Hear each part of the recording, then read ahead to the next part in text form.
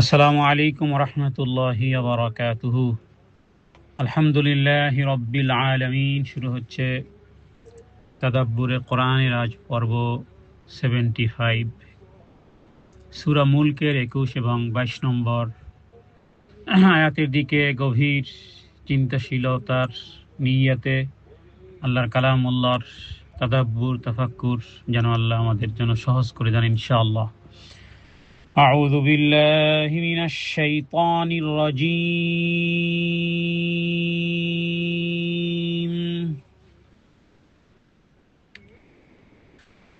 أمن هذا الذي يرزقكم إن أمسك رزقه بل لجوا في عتو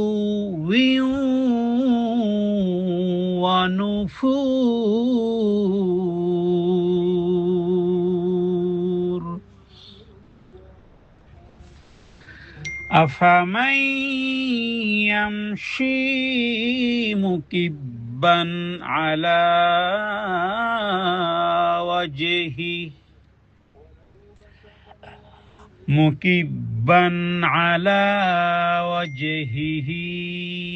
أهدى أمن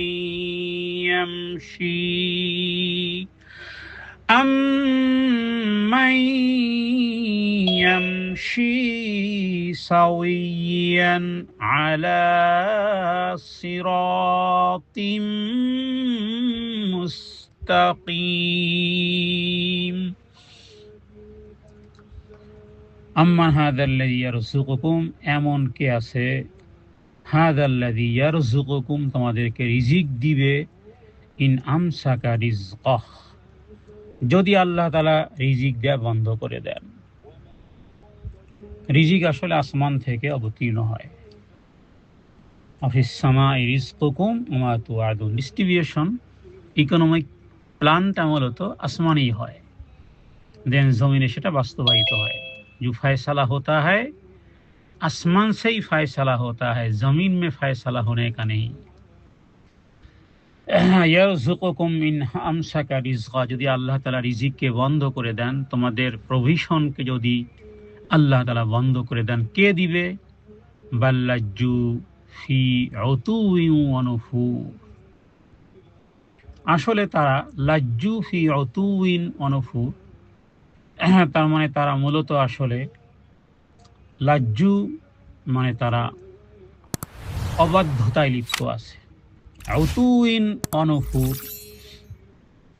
নাফরমানি, এবং উতুন মানে সত্য বিমুখ, মানে উল্টো পথের জেদ ধরে তারা বসে আছে। এরপরে আল্লাহ তাআলা 22 নম্বর আয়াতে উল্লেখ করেছেন যে আফামান ইয়ামশি মুকিব্বান আলা ওয়াজহিহি, যে ব্যক্তি মুখ দিয়ে চলে, আমরা জানি পা দিয়ে চলে, কিন্তু আল্লাহ বলতেছেন যে ব্যক্তি মুখের উপর ভর দিয়ে চলে, সে কি সঠিক পথে আছে, নাকি ওই ব্যক্তি সঠিক পথে? আম্মান ইয়ামশি সাওয়িয়ান আলা সিরাতিন মুস্তাকিম, যে ব্যক্তি সোজা হয়ে চলে সেই ব্যক্তি সঠিক পথে চলে। তার মানে মুখ দিয়ে ভর করা মানে উপর হয়ে চলা, সে কি সঠিক, মানে সে কি হেদায়েত প্রাপ্ত, নাকি যে ব্যক্তি যে সোজা হয়ে সরল পথে চলে? এবার দেখি কোরআন এবং হাদিসে এই বিষয়গুলোকে কিভাবে দেখা হয়েছে ইনশাআল্লাহ। আল্লাহ তাআলা এখানে মূলত আসলে চ্যালেঞ্জ করেছেন যে আল্লাহ ছাড়া রিজিক, সাস্টেন্স, এগুলো দেওয়ার কেউ নেই। আর কাফেরদেরকে 22 নম্বর আয়াতে চমৎকার উপমা, এটি হয়তোবা দুনিয়াতে যার পা নেই, 2 হাত দিয়ে চলে, সেটা ভিন্ন জিনিস, কিন্তু আল্লাহ তাআলা কিয়ামতের দিন মানুষকে মুখের উপর দিয়ে চালাবেন। এখন যেমন পায়ে হাঁটি, ওই সময় 2 হাত দিয়ে, জিহ্বা দিয়ে মানুষ হাঁটতে পারবে। তার মানে যে ব্যক্তি শিরক এবং পাপে ডুবে আছে, সে যেন অন্ধের মতো উপুড় হয়ে হোঁচট খেয়ে চলতেছে।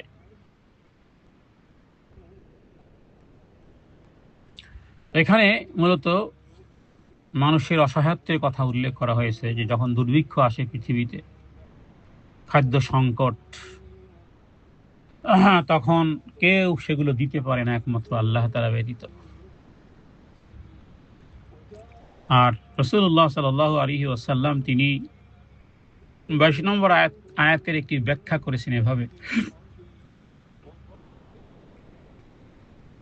যে আল মুমিনু মান আমিনাহুন নাস আলা দিমাইহিম ওয়া আমওয়ালিহিম। আর কিয়ামতের ময়দানে উপুড় হয়ে চলা প্রসঙ্গে এক সাহাবী নবীজিকে জিজ্ঞেস করেছিল যে, হে আল্লাহ রাসূল, কিয়ামতের দিন মুখে ভর দিয়ে চলাচল করবে কিভাবে? আলাইসাল্লাযী আমশাহু আলা রিজলাইহি ফিদ দুনিয়া কাদিরান আলা আই ইউমশিয়াহু আলা ওয়াজহিহি ইয়াউমাল কিয়ামাহ।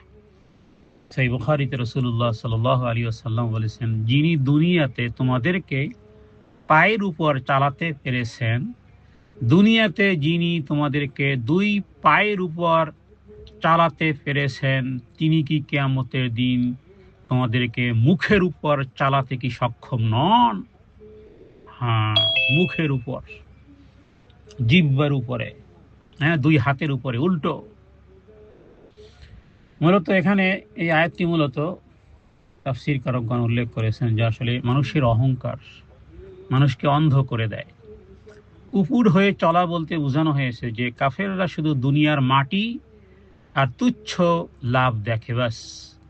তারা আসমানের দিকে বা জান্নাতের দিকে তাকানোর সুযোগ পায় না। কথাটি আবার ভালো করে, কারণ এখানে উল্টো। আপনি যদি মাটির দিকে মুখ করে থাকেন, আপনি কি দেখবেন? মাটিই দেখবেন। তো মূলত এই উপমা কাদের জন্য? যারা দুনিয়ার দেখেন না, 2 টাকার চাঁদার জন্য মানুষ হত্যা করে ফেলে, একটু যৌন সুখের জন্য কার মেয়ে কার স্ত্রী দেখার বিষয় মনে করে না। তার মানে এরা মূলত উপুড় হয়ে চলতেছে দুনিয়াতেই। কিন্তু মুমিন, হ্যাঁ, মুমিন এভাবে করে উপুড় হয়ে চলে না। সে সোজা সরল সঠিক পথে চলে। সে আগে দিল দিমাগে দেখে যেটা কি জায়েজ নাকি না জায়েজ, হালাল নাকি হারাম। সুতরাং জীবন কেবল দুনিয়ার পিছনে, বিহাইন্ড দ্য ওয়ার্ল্ড যারা চলবে, তারা মূলত আসলে মুখ থুবড়ে চলতেছে। তাদের লাইফ মুখ থুবড়ে চলার মতন। যদিও এখানে দেখি যে 2 পায়ে চলে, গাড়িতে চলে, বিমানে চলে, আসলে এরা মুখ থুবড়ে চলতেছে, যারা শুধু দুনিয়ার দিকে তাকিয়ে চলে। এই আয়াত থেকে দৃষ্টান্ত শিক্ষণীয়, হার্ট টাচিং অ্যাডভাইস হলো এটাই, যারা শুধু দুনিয়ার দিকে তাকিয়ে জীবন যাপন করে, এরা যারা মুখ থুবড়ে চলতেছে এরা। সুতরাং সোজা হয়ে দাঁড়ান, তাহলে আকাশ দেখবেন, মহাবিশ্বের স্রষ্টাকে চেনার সুযোগ হবে।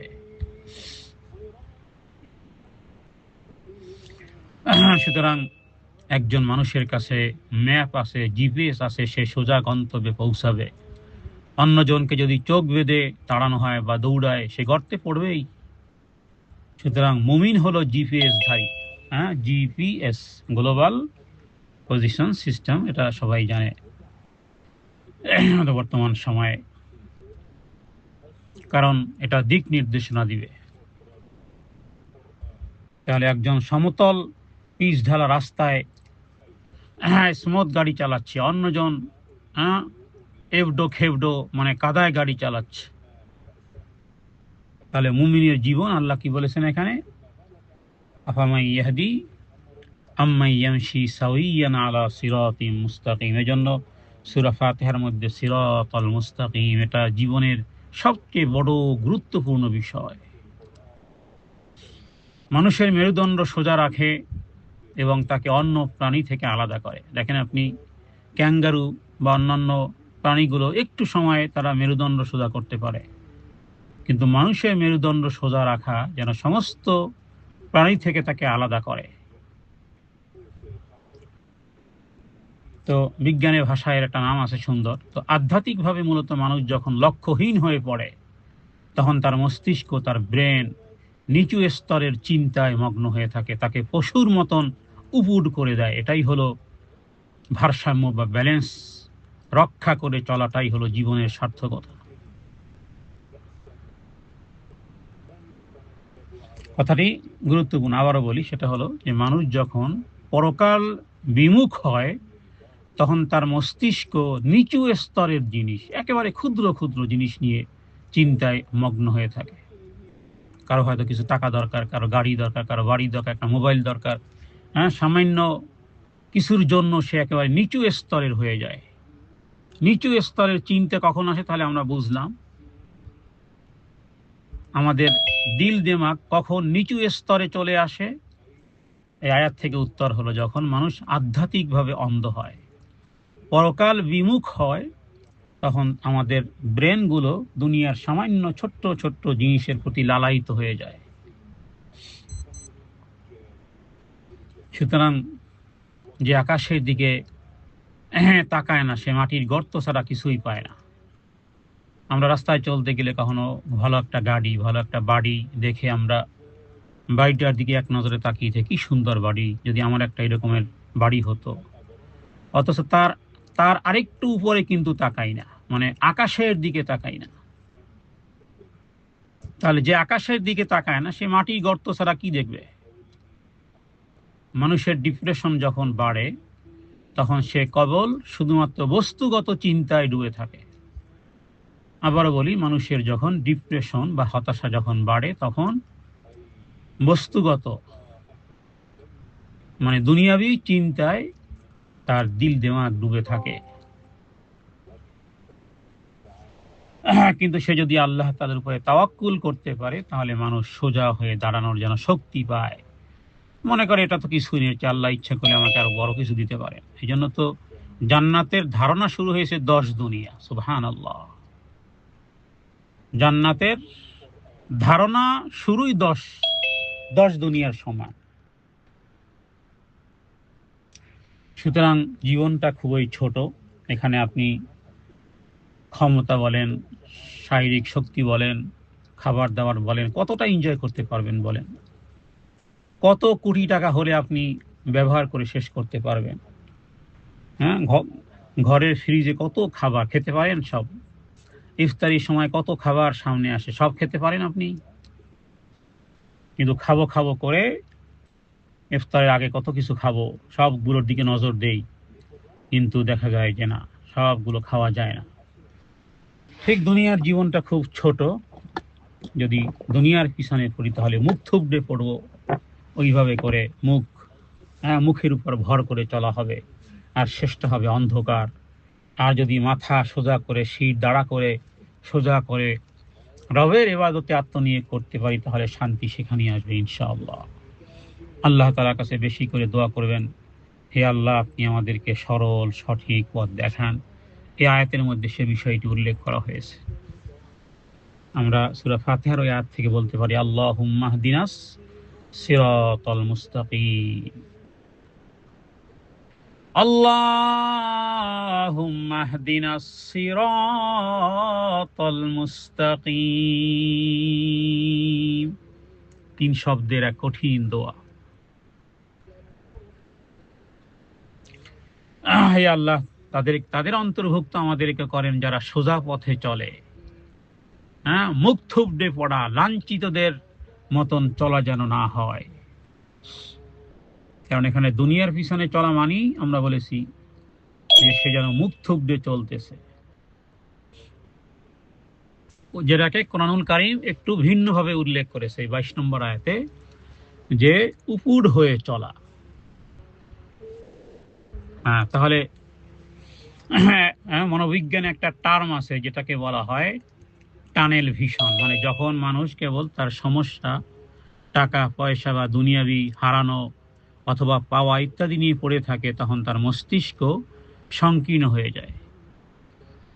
বিজ্ঞানীরা বলতেছেন যখন মানুষ আকাশের বিশালতা, এই প্রকৃতির দিকে চোখ দৃষ্টি দিয়ে তাকায়, এই জন্য সূরা মুলকের আপনারা প্রথম সম্ভবত 4র্থ আয়াতে পড়েছিলেন যে দৃষ্টি ফিরাও আকাশের দিকে। সুম্মা রজি'ল বাসারা কাররাতাইনি ইয়ানকালিব, 3 আয়াতে বা 4 নম্বর আয়াতে আল্লাহ তাআলা উল্লেখ করেছিলেন। কেন? কারণ এই বিশালতা আকাশের দিকে, এই প্রকৃতির দিকে তাকালে তার মস্তিষ্ক একটা অনুভূতির সৃষ্টি হবে, এটা মানুষকে মানুষকে এই দুনিয়ার সংকীর্ণতা থেকে মুক্তি দিয়ে মানসিক চাপ, স্ট্রেস দ্রুত হ্রাস করে দিবে। এজন্য আল্লাহ তাআলা ফাসিরু ফিল আরদি, বারবার আসমানের দিকে তাকাতে বলেছেন, যেন মানুষের চিন্তার দিগন্ত বড় হয়। যে আকাশের দিকে তাকায় না, তার জগৎটা কেবল নিজের স্বার্থের হয়। তার জগৎটা যেন একটা গর্তের মতন। যে আকাশের দিকে তাকায় না, চিন্তার জগৎ বড় হয় না, সে যেন একটা গর্তের মধ্যেই আছে, ওই ব্যাঙের গর্তের মতন, সীমাবদ্ধ। তার স্বার্থের স্বার্থের গর্তে সে সীমাবদ্ধ। এজন্য তাফসীর কারকগণ উল্লেখ করেছেন যে মানুষের এই জাতীয় ডিপ্রেশন মূলত এটাকে বলা যায়, ওই যে দৌড়ায় যে মানুষ সকালবেলা ব্যায়াম করে, জিম করে, এটাকে কি বলে, ট্রেডমিল। তো এই ট্রেডমিল, মানুষের জীবনটা ঠিক এরকম একটা হেডনিক ট্রেডমিল। এটা এমন একটা দৌড় যেখানে মানুষ মনে করে যে এই গাড়িটা পেলেই আমি সুখী হব, এই চাকরিটা পেলেই আমি শান্তি পাবো, এই ঘরটা পেলেই আমি সুখ শান্তিতে ভরে যাবে, আমার চাহিদার এই বস্তুটা পেলেই আমি মনে হয় সুখী হয়ে যাব। তো সেইটা যখন সে পায় আর সুখ থাকে না, সে আবার নূতনের পিছনে আবার ছুটতে থাকে, সাম্মা খায়ের, অতঃপর ওইটা ভালো, অতঃপর ওইটা ভালো, অতঃপর ওইটা ভালো। এটা কি বলা হয়, হেডনিক ট্রেডমিল। কিন্তু যদি আকাশের দিকে তাকানো হয়, এই পৃথিবীটাকে যদি এই না বানানো হয়, তাহলে পৃথিবী আমাদেরকে চাকর বানাতে পারবে না। যদি আল্লাহ তাআলাকে মাকসুদ বানানো হয়, তবে গোটা পৃথিবী গোলাম হয়ে যাবে।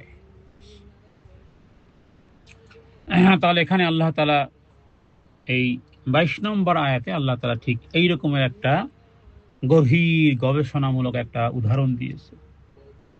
তার মানে যারা দুনিয়ার পিছনে ছুটতেছে, এরা যেন উপুর হয়ে চলতেছে। এখন আপনি কি উপুর হয়ে চলবেন নাকি পা দিয়ে চলতে চান? যার যত তাওয়াক্কুল যত মজবুত, তার ডিপ্রেশন তত কম। সে জানে যা হারিয়েছে তা আল্লাহর হুকুমেই হারিয়ে গেছে, আর যা আসবে তা আল্লাহ তাআলার দয়াতেই আসবে। সুতরাং মানসিক প্রশান্তি আসলে দুনিয়ার ম্যাটেরিয়ালে নয়। ওই আকাশের দিকে তাকিয়ে মহান রবের মহিমা ঘোষণা করুন, চিন্তা করুন যে পৃথিবী থাকবে, আপনি আমি থাকবো না। আর দুনিয়ার জীবদ্দশায় হালাল একটু রুটি রুজি, হালাল রুটি রুজি এটা ইবাদত। হালাল একটু রুটি রুজির চেষ্টা করাটা। সুতরাং আমরা যখন সাজদায় থাকি, তখন আমার কপাল মাটিতে থাকে, কিন্তু আমার আরজি ওই আরশে আজিমে আল্লাহ তাআলা পৌঁছে দেন। এটাই হলো আমার মানবীয় এত দুর্বলতার পরেও ইসলামের সৌন্দর্য। আমাকে, আমার কথাকে, আমার কপালে মাটিতে কপাল দেওয়াটাকেও আল্লাহ তাআলা সেজদা হিসেবে গ্রহণ করে আমার যাবতীয় আমার সংযোগ, আমার কথোপকথন ওই রবের সাথে। এই জন্য রাসূলুল্লাহ সাল্লাল্লাহু আলাইহি ওয়াসাল্লাম বলেছেন, আকরাবু মা ইয়াকুনুল আবদু মির রাব্বিহি ওয়া হুয়া সাজিদুন ফাআকসিরুদ দুআ। ওই সময় বেশি বেশি কিছু বলো রবের কাছে, কারণ সেজদায় গেলে বান্দা আল্লাহর খুব নিকটবর্তী হয়। এটা হলো সম্মানের। ওই ভিআইপি ক্লাসে যারা ওঠে, একটা ভাবসা ভিন্ন ভিন্ন, মনে হয় যেন মাটিতে পা পড়তেছে না, ওর মধ্যে আসলে সম্মান নেই। সম্মান তো এখানে এই জমিনে কপাল ঘষাতে আসে এখানে সম্মান। সুতরাং যারা কেবল মাটির দিকে দুনিয়া তাকিয়ে চলে, তারা হোঁচট খেলে মাটিতেই পড়বে। কিন্তু যারা আসমানে রবের দিকে তাকিয়ে চলে, তারা দেখতে দেখা যায় এরা জমিনে মাটিতে মাথা ঘষতেছে, কিন্তু এরা মাটিতে পড়ার আগেই আল্লাহ তাআলার কুদরত থামিয়ে দিয়ে তাদেরকে উপরে উঠাবেন। সুতরাং সুখ বেশি পাওয়ার মাঝে নেই, বরং আল্লাহ তাআলার সাথে সম্পর্কের মাধ্যমেই অল্পে সন্তুষ্ট হওয়ার মধ্যে সুখ আছে। কত ব্যক্তিবর্গ আছে সামান্য একটু পানি খেয়েও আলহামদুলিল্লাহ বলে। কতজনে আছে যে হরেক রকম আইটেম খেয়েও মুখ দিয়ে আলহামদুলিল্লাহ বের হয় না। যে আলহামদুলিল্লাহ বলতে পেরেছে, আসলে ওর হৃদয়টা শান্ত হয়ে গেছে। আল্লাহুম্মা লা তাজআলিদ দুনিয়া আকবার হাম্মিনা। হে আল্লাহ, এমন একটা হৃদয় নিয়ে কবরে যাওয়ার তৌফিক দিয়েন, যেই হৃদয়ে দুনিয়ার চিন্তার চেয়ে পরকালের চিন্তাটা বেশি থাকবে। দুনিয়াকে আমাদের চিন্তার প্রধান কেন্দ্র বিন্দু যেন আমাদের হৃদয়টা না হয়, এই হৃদয়টা যেন হয় আখেরাতের কেন্দ্রবিন্দু। আর আমাদের তকদিরে আপনি যা লিখে রেখেছেন তার উপর আমাদেরকে সন্তুষ্ট করেন। আল্লাহুম্মা রদ্দিনী বিমা কদ্দাইতা, বিমা কদাইতা রদ্দিনী, হে আল্লাহ সন্তুষ্ট রাখেন যা আপনি আমার জন্য নির্ধারণ করে দিয়েছেন। আর আপনি গফুর ও গফফার, রহিম ও রহমান, আপনি অবশ্যই বান্দার কল্যাণ কামনাকারী। যতটুকু হারানো, যতটুকু দুঃখ, যতটুকু কষ্টের বিনিময়ে অসংখ্য অগণিতভাবে আপনি কিয়ামতের দিন দিবেন, এই বিশ্বাস আমরা রাখি। ইয়া কারীম, ইয়া আজিজ, ইয়া যাল জালালি ওয়াল ইকরাম। সুবহান রাব্বিকা রাব্বিল ইজ্জাতি আম্মা ইয়াসিফুন ওয়া সালামুন আলাল মুরসালিন আলহামদুলিল্লাহি রাব্বিল আলামিন। আসসালামু আলাইকুম ওয়া রাহমাতুল্লাহি ওয়া বারাকাতুহু।